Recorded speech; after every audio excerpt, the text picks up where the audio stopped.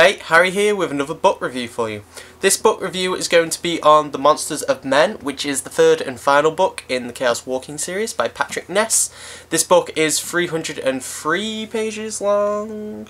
Yeah, 303 pages long, and I was very reluctant to read this book because I just didn't want the series to end. It's one of my personal favourites, with it's up there with Harry Potter and Hunger Games and all that lot. I preferred this book, this series as a whole, more than Maze Runner, and you've seen my reviews on Maze Runner, I'm assuming, so you'll know how much that means to me. Now, this being the third book in the series, it follows the same sort of themes as the first and second, and without giving too much away, it follows directly where the second book ends. So we are thrust straight into this war-like situation where we're being attacked from all sides, and Todd and Viola are split up again. They can't find each other. Well, they've gone their separate ways, more to say. And basically it carries on from there where we're being attacked by two separate enemies at once, and all hell ensues, really. We're thrust straight into the action straight away. It's very spontaneous, it's very well written, it's very fast paced, and I like the way the plot developed throughout the entire book, because the way the second book ended, I didn't see that coming at all, so that just made me even more interested in this book. Now, as I said, I was a little reluctant to read it because I didn't want it to end, and I'd do absolutely anything to make Patrick Ness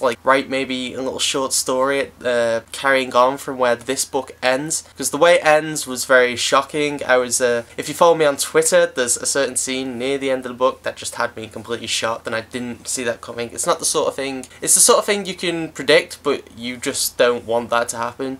So it was a very good book. For the characters, the character development is still there. In the first book we have one perspective, in the second book we have two perspectives, and this third book we're introduced to a third perspective, which I found very interesting, especially the way he did it, because I'll say who the third perspective is, so you don't want to know, skip forward about a minute, but it's nothing too spoilery. I'm not going to give anything away. It's just that we have the view from a spackle, which is the native species on the planet that this is set in, the New World. And the way that they communicate through the noise. They don't speak, they just use images to talk to one another. So the way that Patrick Ness described that, and we got to see from that point of view, was very interesting, because it's not the sort of thing that your mind can grasp very easily, and I just think that he did that very well. It was something that I enjoyed even more about this book and I didn't expect. Now, for the development of Todd is still the vulnerable character that he is. He still makes his mistakes, but he does grow throughout this book, and throughout the entire series his character just develops so much,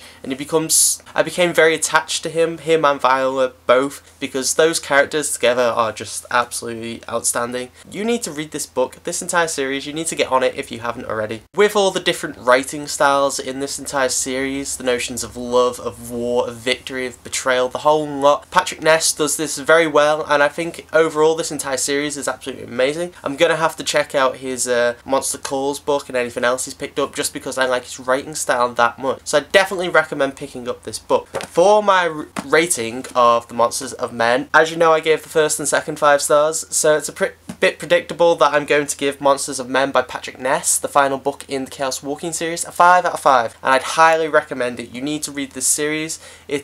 I'd say it's a sci-fi adventure, action, drama sort of thing, with a little side note of a romance, but the romance isn't too heavily played. So it's a very good book, and I definitely recommend you pick it up. So overall, guys, that's been my review of The Monsters of Men. Please like this video if you enjoyed it. Leave a comment if you read this book, what you thought about it. Send us a message and we can talk about the ending and what you think happens afterwards. So thanks for watching this, guys. If you're new, please subscribe. It doesn't cost you anything, and I've been Harry. See you guys very soon.